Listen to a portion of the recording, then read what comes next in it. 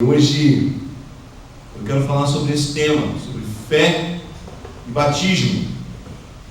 E eu quero convidar então você a abrir sua Bíblia, no texto de Marcos, capítulo 16, o último capítulo do Evangelho de Marcos. Nós leremos então a partir do verso número 14.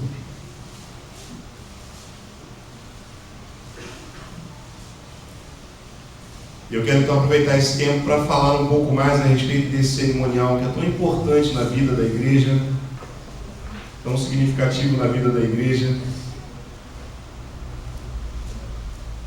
E talvez se você está aqui e ainda não deu esse passo, quem sabe hoje seja a oportunidade de você decidir dar esse passo de compromisso com o Senhor. Eu vou ler então, os irmãos me acompanham, Marcos capítulo 16, verso 14 ao verso 18. Leamos a palavra do Senhor. Por último, Jesus apareceu aos 11 discípulos enquanto eles estavam à mesa comendo.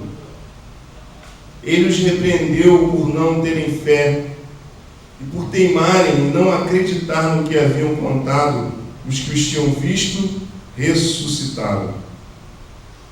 Então ele disse: vão pelo mundo inteiro e anunciem o Evangelho a todas as pessoas. Quem crer e for batizado será salvo. Quem não crer será condenado. Aos que creem será dado o poder de fazerem esses milagres: expulsar demônios pelo poder do meu nome e falar novas línguas. Se pegarem cobras ou beberem algum veneno, não sofrerão nenhum mal. E quando puserem as mãos sobre os doentes, estes ficarão curados. Pai, muito obrigado pela leitura dessa palavra, que é viva, que fala aos nossos corações nessa noite. Em nome de Jesus. O texto de Marcos nos fala sobre os momentos finais ali do Senhor Jesus, quando ele já está bem próximo de ascender aos céus. E existem alguns destaques que eu quero fazer nesse texto a respeito desse tema fé e batismo. O primeiro destaque que eu faço é que Jesus desafia os seus discípulos e ele, aliás, mais do que desafiar, ele repreende os seus discípulos pela falta de fé. E ir a Cristo e receber a Cristo e alcançar a salvação é um passo de fé. O primeiro passo que deve ser dado. E se você acompanhar comigo no verso número 14, Jesus então repreende os discípulos porque eles teimaram em não acreditar que ele havia ressuscitado. No início desse capítulo, no verso número 9, você vai ver que Jesus aparece para Maria Madalena e ela vai até os discípulos contar e eles duvidam de que ele está vivo. Depois, no verso número 12, Marcos relata que ele apareceu para dois discípulos que estavam caminhando, e esses discípulos também voltam correndo para contar para os outros apóstolos, para os 11 principais apóstolos, que Jesus estava vivo, e eles também duvidam. Então Jesus se apresenta diretamente para eles e os repreende: vocês não acreditaram que eu iria fazer aquilo que eu disse que faria. Vocês não acreditaram quando eu disse que eu viveria eternamente, eu venceria a morte. Vocês não acreditaram nessas pessoas que tinham me visto, porque vocês ficaram presos lá naquele ato de morte na cruz. A visão de vocês foi limitada. E Jesus então repreende os seus discípulos. A palavra de Deus diz que sem fé é impossível agradar a Deus. Eu diria que sem fé é impossível alcançar a salvação em Cristo. Sem fé é impossível. Porque a palavra de salvação, a palavra de vida, é uma palavra de fé. A transformação na vida de pessoas mediante o encontro com Jesus é uma ação de fé. E nós precisamos enxergar além daquilo que é natural. Porque fé é isso. Fé é enxergar além daquilo que a gente consegue ver como existência. Não, esse púlpito existe, porque eu estou tocando nesse púlpito. Então ele existe, essa Bíblia existe. Não, fé vai além disso. Fé vai além do olhar natural. Fé vai além daquilo que é a possibilidade do homem. E a vida em Cristo, ela é representada por esse sobrenatural, por esse além da fé. E o que Jesus está vivendo aqui, o que Jesus está mostrando para os discípulos é isso. Ele venceu a morte. Ele está vivo. E é essa vida que ele proclama. E é essa vida que nós encontramos quando temos fé em Cristo Jesus. Natural é ver um doente terminal morrer. Mas quando Jesus entra, muitas vezes o que acontece é cura, surpreendendo os médicos. Cura pela fé. Natural é ver um drogado definhar, sumir, se tornar um esqueleto humano. Isso é natural. Mas quando há fé em Jesus, a gente pode visualizar aquela pessoa cheia de vida, né? Gordinha, sorrindo, transformada, restaurando a sua casa, a sua família. Isso é fé. Natural é olhar um casamento onde houve a traição de um dos cônjuges, terminar e cada um ir para o seu lado. Isso é natural. Mas quando a fé entra em ação, quando Cristo entra no casamento, há restauração, há vida, há perdão, há renovo. Isso é fé. Natural é que um ato de rebeldia entre um filho e um pai os distancie para o resto da vida. E aquele pai nunca mais fale com o filho, e aquele filho nunca mais venha ao encontro do pai. Pelo rancor, pelo ódio, pela mágoa. Isso é natural. Mas quando a gente está falando de fé, não é isso que acontece. Quando a gente fala de fé, a gente enxerga o perdão. Quando a gente fala de fé, a gente enxerga a transformação. Quando a gente fala de fé, a gente enxerga a restauração da vida. Foi por isso que Jesus repreendeu os discípulos, porque eles precisavam crer. Porque o que eles fariam a partir daquele momento envolveria isso. Mudança de vida. Paradigmas quebrados.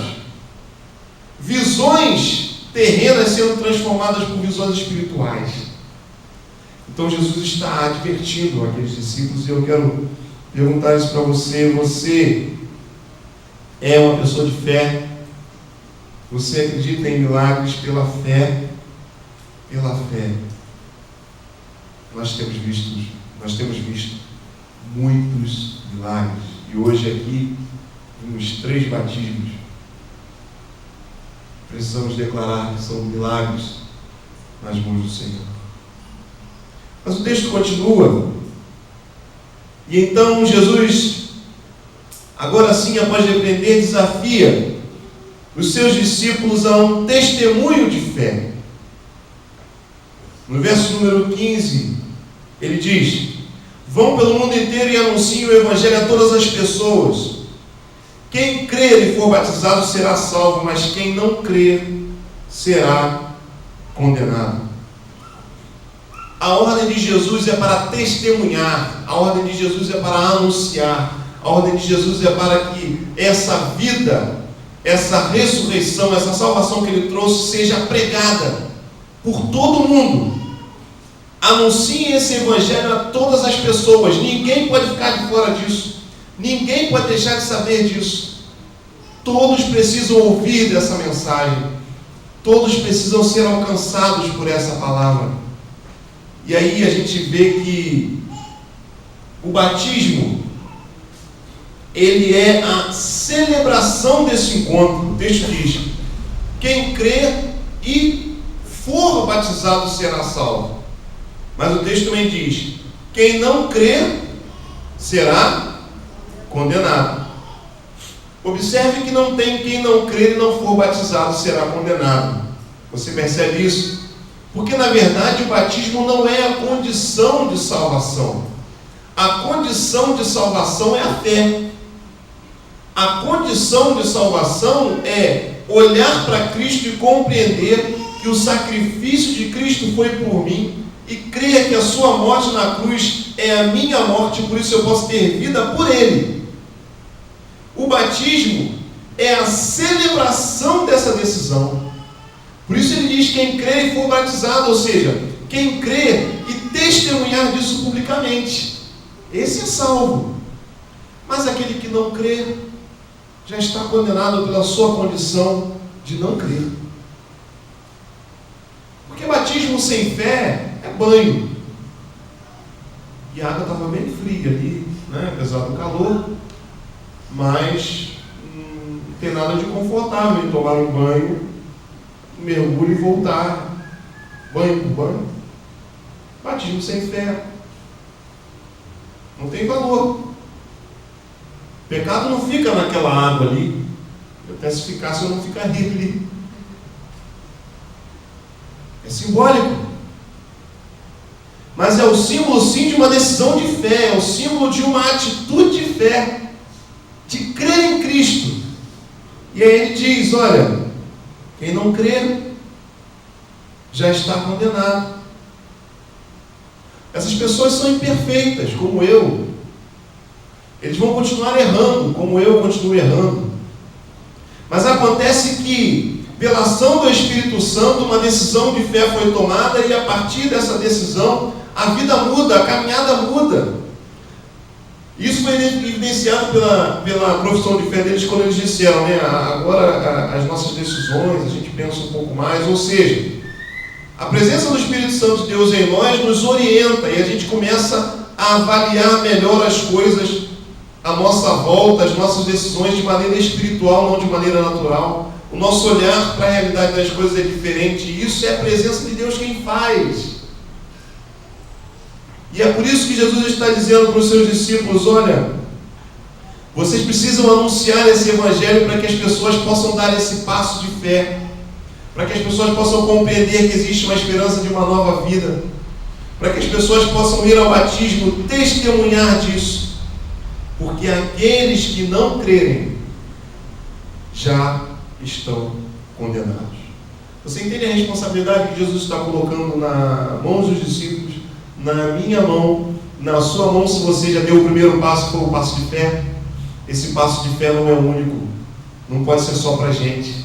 A gente precisa anunciar que Ele é Deus invencível, que Ele é maravilhoso, que Ele é transformador de vidas.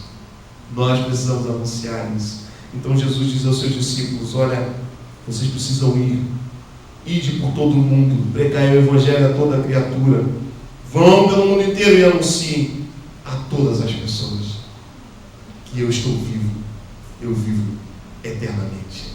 Aleluia! Mas enquanto eles estão indo, a gente vê o terceiro destaque que eu faço, além da fé, além do testemunho de fé, a gente vê o poder pela fé. Porque Jesus está dizendo para eles: olha, a partir do momento em que vocês agora estão indo cumprir essa missão, eu estou dando a vocês poder, eu estou dando a vocês autoridade espiritual. Gente, isso é maravilhoso. Acompanhe comigo o versículo número 17, diz assim: aos que crerem. Então, se é aos que crerem, não é só aos discípulos que estão indo, é algo que é transmitido para todo aquele que vai crendo, até chegar a nós. Então eu e vocês estamos inseridos nisso, se já demos os dois passos anteriores. Aos que crerem será dado o poder de fazer esses milagres. expulsar demônios pelo poder do meu nome e falar novas línguas. Se pegarem em cobras ou beberem algum veneno, não sofrerão nenhum mal. E quando puserem as mãos sobre os doentes, eles ficarão curados. Irmãos, preste atenção nisso. Isso aqui é poder de Deus. Isso aqui é a autoridade de Deus sobre a vida daquele que tem fé. Eu não estou falando de charlatanismo, não. Estou falando de milagre para ficar famoso na televisão, não. Não estou falando de um monte de bobagem que a gente infelizmente tem visto por aí, não. Eu estou falando do povo de Deus quando está diante de uma necessidade, quando está diante de alguém que carece de um milagre, e ali aquele que é servo de Deus, ali aquele que é povo de Deus, ele tem autoridade e fé para agir. E isso tem acontecido em muitos lugares, irmãos. Isso tem acontecido no mundo porque isso é promessa do Senhor. É o povo de Deus que quando chega e vê aquela pessoa oprimida pelo diabo, vê aquela pessoa que sofre doente, vê aquela pessoa que está se cortando, vê aquela pessoa que está mergulhada em medicamentos e não consegue se libertar daquilo, vê aquela pessoa sofrendo, angustiada porque ela está sendo oprimida por Satanás. É a presença do povo de Deus que chega ali, impõe as mãos e ora e expulsa o demônio, porque isso é real. Existem pessoas cativas, aprisionadas. Ou você acha que o que faz um camarada passar a madrugada inteira acordado com uma arma na mão, com fome, no meio do mato? Não pode ser natural. Isso é maligno. Satanás veio para roubar, matar e destruir. É maligno. E quem vai dar jeito nisso é o povo de Deus, que chega com poder e autoridade e expulsa o demônio que está tomando conta daquela vida e traz libertação para aquela pessoa. Pessoas que moram no lixo, pessoas que têm tudo, que têm família e se envolvem no meio das drogas e têm a vida acabada, aprisionadas. O povo de Deus tem essa autoridade, e o Senhor está dizendo: aqueles que creem, será dado o poder para fazer milagres. Isso é milagre, irmão. Você que tem Jesus tem essa autoridade. Falar novas línguas. Às vezes a gente pensa que falar novas línguas é para a nossa própria edificação, e lá em Coríntios o apóstolo Paulo explica muito bem isso. Mas nós temos experiências de pessoas que têm tido a oportunidade sim de falar novas línguas para levar o Evangelho. E não é porque fez um cursinho, não é porque aprendeu muito bem, não. É porque Deus deu o dom. É porque Deus se aproxima daquela pessoa, é porque Deus usa aquela pessoa para que essa mensagem seja proclamada, porque Deus fala diretamente com aquela pessoa. Isso é milagre. Isso é milagre. É poder de Deus. A preservação da vida daqueles que estão levando a palavra. Homens e mulheres de fé que estão caminhando para proclamar a palavra do Senhor, e o texto diz: olha, se pegarem em cobras ou beberem algum veneno, não sofrerão nenhum mal. É a preservação da vida do servo de Deus. Irmãos, isso é verdade. Isso é realidade. Tem gente em lugares de muito perigo que estão vivendo essa realidade de milagre. Não são tocados. E as pessoas não entendem. Como é que não acontece nada? Como é que essa vida é preservada? Poder de Deus. É um homem de Deus, é uma mulher de Deus num determinado lugar estratégico, onde ele não pode ficar doente, onde ele não pode passar por aquilo, porque ele precisa estar vivo, ele precisa estar bem, ele está levando a mensagem, Deus preserva. Isso é milagre, irmãos. E isso tem acontecido hoje. E isso pode acontecer na sua vida. É o poder de Deus. Cura. E quando puserem as mãos sobre os doentes, estes ficarão curados. Cura de enfermidades que para os médicos e para a ciência não tem jeito. Meus irmãos, eu tenho visto isso acontecer. Poder de Deus. Às vezes a gente pensa assim: pastor, mas a gente não vê coxo andar, né, aleijado. Pastor, a gente queria ver essas coisas, né? Como Jesus esteve lá diante daqueles que ele disse: olha, estão pedindo um milagre, essa geração incrédula. Meus irmãos, quais são as principais doenças desse tempo? As principais doenças desse tempo são as doenças psicossomáticas. É a depressão, que é uma doença, irmãos. É uma doença. A gente que acha que tudo é demônio, não. Doença mesmo. Enfermidade. Gente angustiada, gente com medo. De fobias e mais fobias. Gente com uma autoestima tão baixa, tão para baixo, que não consegue dar um passo na vida. Estava lendo um texto essa semana sobre a depressão, falando sobre a depressão no meio universitário, em função das pressões que são vividas pelo mercado de trabalho e as notas, e você tem que ser o melhor. São as doenças desse século. E quem pode curar essas doenças? Doença que não tem diagnóstico de imagem. Você vai lá, faz uma tomografia, né? O médico olha a tomografia e diz assim: olha, está tudo bem com você. Não estou enxergando nada aqui não. E agora, o que faz? Procura um psicólogo, um psiquiatra. Olha, vai te dar um remédio para você conseguir dormir, que você não está conseguindo dormir. É assim? E aí a pessoa fica ali tentando os tratamentos que a ciência conhece, e que são bons, que são válidos.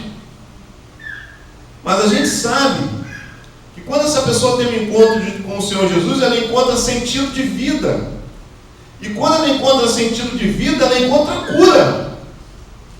Porque ela para de viver em função das pressões sociais. Ela para de viver em função daquilo que as pessoas querem que ela seja. Ela para de se enxergar a partir daquilo que as pessoas dizem que ela é. Ela começa a se enxergar a partir daquilo que Deus diz que ela é. Ela começa a entender o verdadeiro valor que ela tem. Então ela pode ser curada da alma. Ela pode ser livre. Ela pode ser curada. E aí, todo o conhecimento científico, seja ele em psicologia, em psiquiatria, pode ajudar. Claro, é o homem. Mas a presença de Jesus faz toda a diferença. Toda a diferença. A fé faz toda a diferença. E aí, é você, como agente do Senhor Jesus, levando cura para aquilo que é a principal doença desse tempo, para aquilo que é a principal doença desse século. E essas pessoas, muitos estão assim, porque não têm esperança em Cristo Jesus. Você entende o que o Senhor Jesus está dizendo? Aqueles que creem receberão o poder de fazer esses milagres. E nós temos visto isso. Pessoas sendo transformadas. Pessoas sendo libertas. Ouvimos um testemunho hoje aqui, um coração rancoroso, né? E como a gente sabe o que o rancor faz, né? Mata. A mágoa, o rancor, adoece. Vai matando a pessoa por dentro. O outro nem sabe, mas aquela pessoa está morrendo por dentro. E aí quando Jesus vem, muda o coração, traz paz, assim: não, para que isso? Tira isso do seu coração, perdoa. Perdoa. E aí a pessoa vai sendo transformada. Aí volta a sorrir, né? Aí pensa assim: gente, como é que eu vivi preso tanto tempo? Por que isso? São os sinais daqueles que creram em Cristo Jesus. Louvado seja o nome do Senhor. Esses sinais acompanharão os que creem, os que foram selados pelo batismo, e são instrumentos de Deus para levar vida a todos os que estão à sua volta. Quero perguntar a você nesse momento: você já deu o primeiro passo? Ou você ainda continua caminhando na incredulidade? Ou você ainda duvida de que Jesus está vivo? Você já deu o primeiro passo na direção do Senhor Jesus? Você reconhece que Ele vive e reina eternamente? Você reconhece que Ele é Senhor e Rei? Que Ele tem poder para mudar qualquer situação? Você reconhece isso? Você já deu esse passo na sua vida? Se você não deu, eu quero convidá-lo a entregar a sua vida a Cristo nessa noite, nesse momento. E a não olhar para o lado, e a não pensar nas pessoas, mas a dizer: Deus, eu me rendo. Cristo, eu me rendo. Você quer dar esse passo nessa noite? Mas eu continuo perguntando também: você já é batizado? Tem muita gente que está na igreja, está ali, eu estou, mas não quer dar esse passo, que é um passo de compromisso, que é um passo de testemunho. E aí fica preso algumas coisinhas que impedem de se batizar, de dar esse passo. Pastor, eu tenho que ajustar uma coisinha aqui, ajustar uma coisinha ali. Bobagem. Quem crê e for batizado será salvo. Se você já tem entendimento dessa mensagem, você precisa se batizar. Você precisa provar isso. Você precisa testemunhar do que você crê. Por último, eu quero perguntar a você: se você já creu, se você já é batizado, você tem sido um instrumento de Deus para a manifestação do poder de Deus na vida de outras pessoas? Porque a manifestação do poder de Deus na vida de outras pessoas é o papel do crente de hoje. É a sua responsabilidade, é a minha responsabilidade. E sabe como nós fazemos isso? Fazemos isso através dos nossos dons espirituais, daquilo que nós recebemos do Senhor para ministrar na vida de outras pessoas, para cuidar de outras pessoas, para demonstrar amor e servir a outras pessoas. Para isso que o Espírito Santo nos deu dons espirituais. Você tem ministrado a vida de outras pessoas? Você tem sido útil no reino de Deus, com o poder e a autoridade que o Espírito Santo de Deus te dá? Eu quero ler com você o texto de 1 Coríntios, carta de Paulo aos Coríntios, o capítulo de número 12,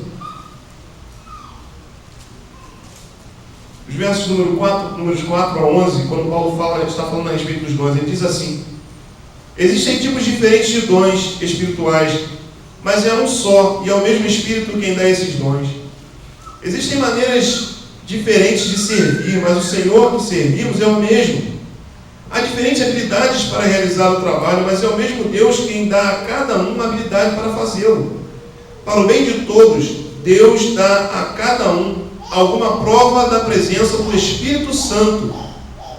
Para uma pessoa, o Espírito da mensagem, da sabedoria, e para outro, o mesmo Espírito dá a mensagem de conhecimento. Para uma pessoa, o mesmo Espírito dá a fé, e para outro dá o poder de curar. Uma pessoa recebe do Espírito poder para fazer milagres, e outros recebem o dom de anunciar a mensagem de Deus. Ainda outra pessoa recebe a capacidade de fazer a diferença entre os dons que vêm do Espírito e o que não vem dele. Para uma pessoa, dá a capacidade de falar em línguas estranhas, e para outra, ele dá a capacidade de interpretar o que essas línguas querem dizer. Porém, é um só, e o mesmo Espírito quem faz tudo isso. Ele dá um dom diferente para cada pessoa, conforme ele quer. Meu irmão, você sabe qual é o seu dom? Você sabe qual é a dádiva que pelo Espírito Santo você tem para ministrar, para abençoar outras vidas? Nós temos trabalhado aqui com as células, pequenos grupos. Hoje nós vamos celebrar isso de uma maneira muito especial. E a célula é um lugar onde a gente tem vivenciado isso. Um ambiente menor, menos pessoas, onde todos podem ministrar na vida do outro, às vezes com uma palavra, às vezes com um gesto, às vezes com uma oração de fé, com uma palavra de esperança. E é isso que o Senhor deseja, que toda a igreja, que todos aqueles que são seus filhos, sejam úteis no seu reino, alcançando outras pessoas, levando esperança para outras pessoas, levando vida para outras pessoas. E é o que nós temos realizado através dos pequenos grupos. Você já faz parte desse ministério, desse trabalho, desse projeto. Você tem sido um instrumento de Deus, usado por Deus, para alcançar outras vidas, para servir, para colocar o seu dom em prática. Essa é a mensagem do Senhor nessa noite. É isso que Ele tem para você. E é a respeito disso que eu quero orar nesse momento. Em nome de Jesus. Feche seus olhos.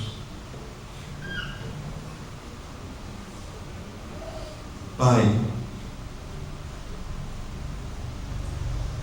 se há alguém aqui que ainda não deu esse passo de fé, que faça isso nessa noite, em nome de Jesus. Pai, se existe alguém aqui que ainda não se batizou por algum motivo, quebra todo o empecilho nessa noite, em nome de Jesus. Pai, se existe alguém aqui que está negligenciando o dom que o Senhor dá e não está servindo, não está sendo um instrumento poderoso nas mãos do Senhor para resgate de vidas, para salvação e edificação do teu corpo, faça isso nessa noite, Deus, em nome de Jesus. Em nome de Jesus.